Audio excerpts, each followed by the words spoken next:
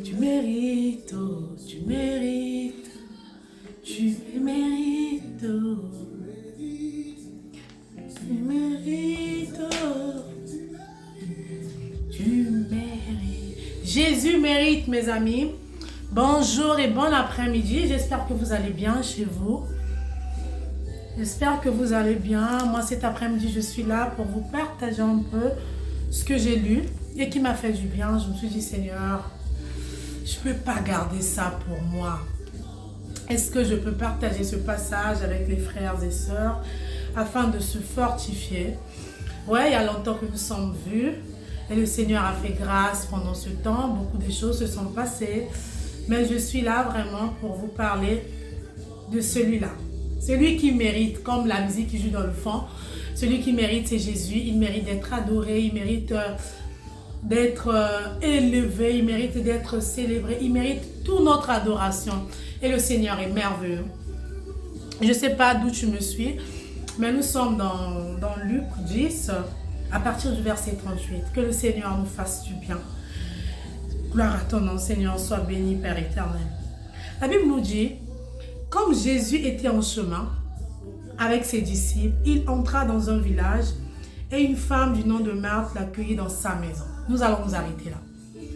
La Bible nous dit, comme Jésus était en chemin avec ses disciples, ça veut dire que Jésus n'était pas stable. Jésus était en mouvement, Jésus marchait, Jésus était en mission, Jésus travaillait. Jésus n'était pas, ne résidait pas dans ce village-là. Mais Jésus était en mouvement et il entra dans un village. Elle avait une sœur appelée Marie qui s'assit au pied de Jésus et écoutait ce qu'il disait. Oh. Jésus rentre dans un village pendant qu'il était en mouvement. Et c'est Marthe qui l'accueillit. Et c'est la sœur de Marthe qui s'appelait Marie qui s'assied au pied de Jésus. Gloire à Jésus. On voit deux femmes ici, là, différentes. Une qui reçoit le Seigneur, qui reçoit Jésus dans un village pendant que Jésus est en mouvement. Et l'autre qui s'assied au pied de Jésus pour écouter ce que Jésus disait. Nous allons continuer. Marthe était affairée aux nombreuses tâches du service. Elle survint et dit, « Seigneur, cela ne te fait-il rien que ma sœur me laisse seule pour servir? Dis-lui donc de venir m'aider. » Jésus lui répondit, « Marthe, Marthe, tu t'inquiètes et tu t'agites pour beaucoup de choses. Alléluia. Mais une seule est nécessaire. Marie a choisi la bonne part qui ne lui sera point ôtée. » Marthe s'agitait, elle était dévouée, elle était dans le service. Jésus dit, tu t'agites, tu fais beaucoup de choses, mais une seule est nécessaire. Marie a choisi la bonne part qui ne lui sera point ôtée. Alléluia. Qu'est-ce que tu es en train de faire en ce moment? De quoi tu te préoccupes?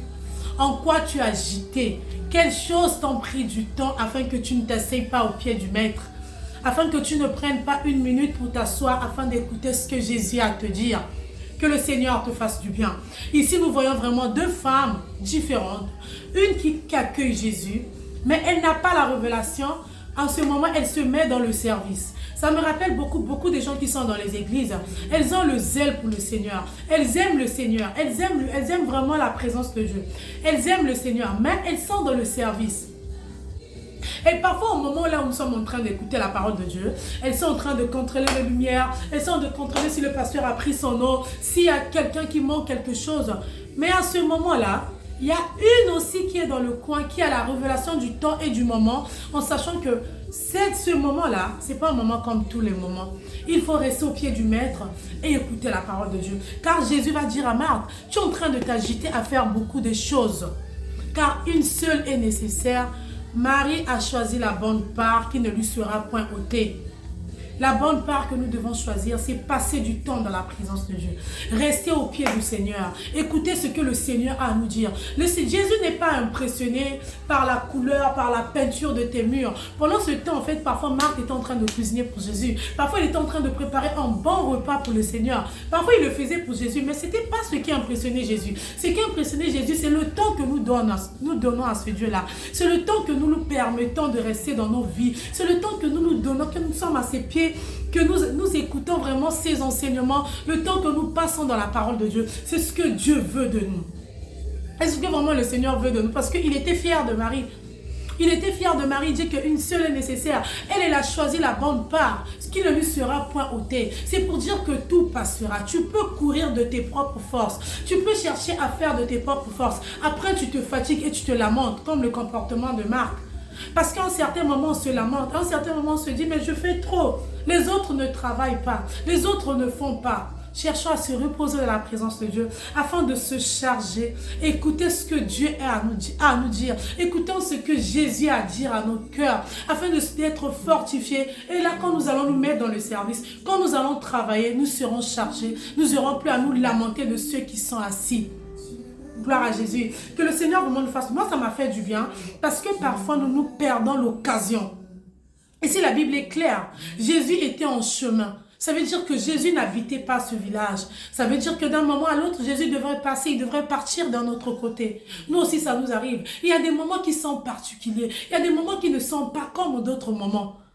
Parfois, tu es dans ta maison, les autres sont en train de prier. Toi, c'est à ce moment que tu fais la cuisine. Parfois, il y a une directe qui passe. Il y a quelqu'un qui est en train de prêcher. Toi, à ce moment-là, tu trouves bon de rester sur WhatsApp. Tu trouves bon d'envoyer des messages.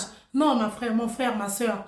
Reste dans la présence de Dieu. Écoute ce que Jésus est à te dire. Prends la bonne part. Choisissons la bonne part. Nous sommes à ce temps-là où nous devons discerner quelle est la bonne part à choisir. Tout passera. Tout passera. Les messages passeront. Les statuts passeront. Les publications passeront. Les fêtes passeront. Mais la parole de Dieu demeure éternelle. Restons dans la présence de Dieu afin d'écouter ce que le Maître a à nous dire et de se charger d'être fort et fortifié. Que le Seigneur vous bénisse. Que le Seigneur nous fasse du bien. Toi aussi, si tu étais en train de passer, si tu étais préoccupé, si tu étais en train de courir dans beaucoup de tâches, si tu avais beaucoup de préoccupations, la Bible te dit... Arrête-toi un instant comme Marie a fait. Assieds-toi au pied du Maître. Écoute ce que Jésus est en train de te dire. Ce matin, il te dit, il t'aime. Ce matin, il te dit, il prend ton poids. Ce matin, il te dit, venez à moi, vous tous qui êtes chargés, fatigués, je vous donnerai du repos. Et Jésus te dit, viens. Viens et je t'offre ce que j'ai. Viens et bois mon eau, la source d'eau vive. Arrêtons de courir et remettons-nous au pied du Maître afin que le Seigneur nous fasse du bien. Moi, ce passage m'a béni parce que parfois nous oublions ce qui est bien. Parfois nous oublions ce qui est capital pour nous, ce qui ne nous sera pas ôté et nous nous chargeons à faire ce qui passera.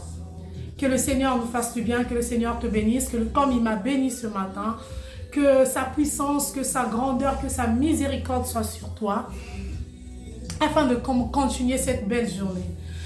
Que sa puissance soit sur toi. Au nom du Tout-Puissant Jésus-Christ. Amen.